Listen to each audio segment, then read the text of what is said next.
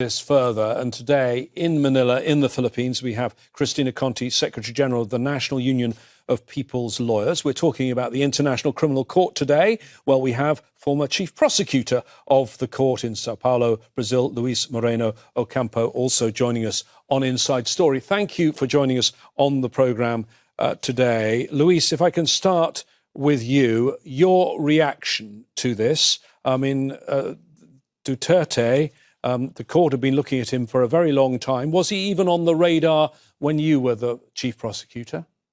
No. Philippines joined the court after. What is interesting for me is there is a emerging global order system because Duterte flew to Hong Kong. And then when he was doing immigration, people realized, there is an arrest warrant against him presented by Interpol. So Interpol notified a red notice to Hong Kong authorities to arrest him. Hong Kong authorities sent back to Manila, but then in Manila, he was arrested and sent to the International Criminal Court. So that was a system. It's a police judicial activity, not political interference, and it's working. It's fascinating for me to see that in a chaotic world, suddenly there is law and there is order. Cristina, I'd like to perhaps come back to the Interpol part of this because it may be there is a Philippines reason for this. We'll come to that in a moment. But first, the reaction on the ground there in Manila, because it's almost 3 years after he left office. Duterte remains a polarising figure. It's very popular with some, but I guess the one thing people in the country shared, whatever their views, was the shock at seeing this once powerful president under arrest. Well, I certainly agree. It was a pleasant surprise for us, of course, and infuriating, on the other hand, for his supporters. From on the side of the victims, we have long awaited this warrant of arrest, but the moment it came, of course, it was a different experience altogether to really see Duterte, the most powerful person in the Philippines, and for a time even in Southeast Asia, being taken and arrested by the same people he had earlier commanded. So it was surreal, but at the same time empowering for the victims.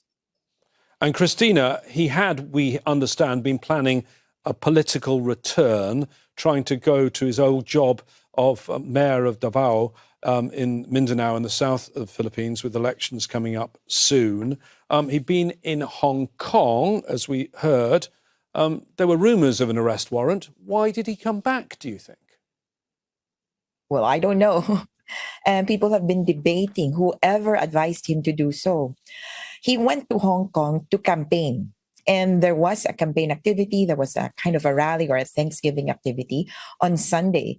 He had the opportunity to come back on Monday. And there were rumors that he had asked for China's protection, that he had wanted to go to the mainland, that he wanted to remain in Hong Kong, but had been declined.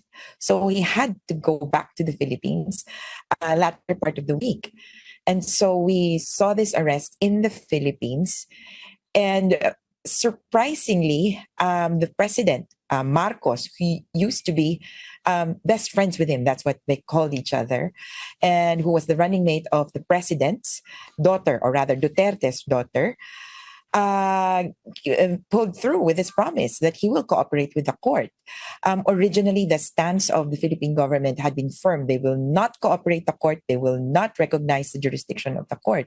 However, eventually, it eased up. They softened on their stance, also affected by the so-called breakup of the tandem of Duterte and the younger Marcos. OK, Luis, I want to ask you about the idea of arresting a world leader, current or former.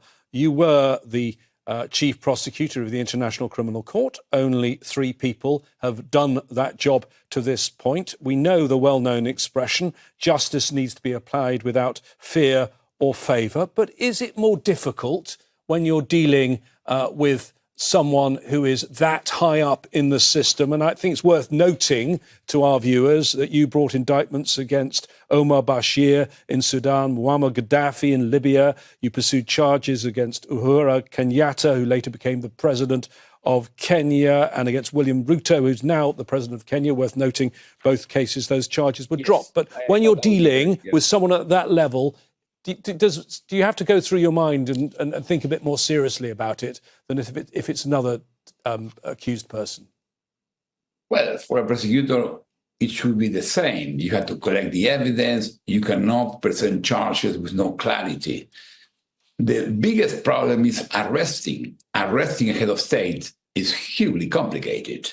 That's why when you mention the head of state in my time, President Bashir was in position for years, then fell, he was in jail in Sudan, debates to send him to ICC or not.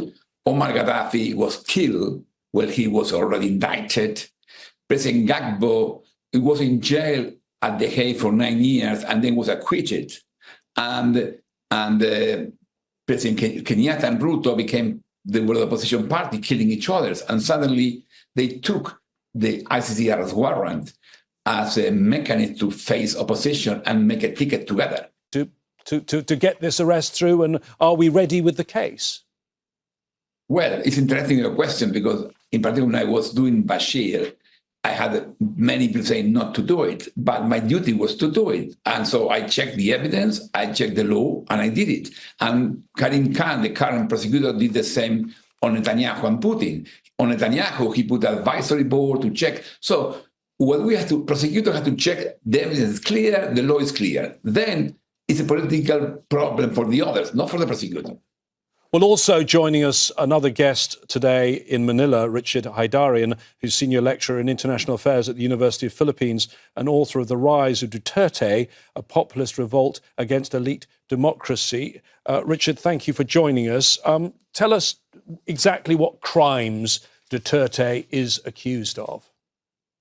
Well, thank you for having me, and I'm sure that our other guests are more competent than me to look at the merits of the case, but I think the case is extremely robust as far as the cases are concerned. We're looking at multiple communications, multiple grassroots efforts. We're talking about, people who are at the heart of the darkness of Duterte's war on drugs, like Mr. Matabato, Mr. Las Cañas, all of them providing this testimony. And we're looking at a very robust multi-year investigation by the ICC, and also in coordination with people who on the ground in the Philippines have been gathering evidence. So I think as far as the solidity or robustness of the evidence is concerned, I think there's no doubt about that.